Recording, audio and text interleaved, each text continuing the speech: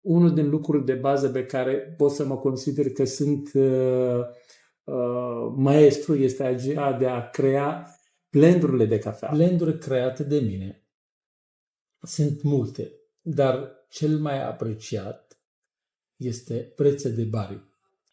Ea este compusă din Columbia, India, are un gust atât de echilibrat, în așa fel încât review-urile pe care le avem asupra acestei cafele și cererile pe care le avem este atât de mare, încât mulți din clienții ne spun că nu mai poate să gustă alte tipuri de cafea ca și Bari.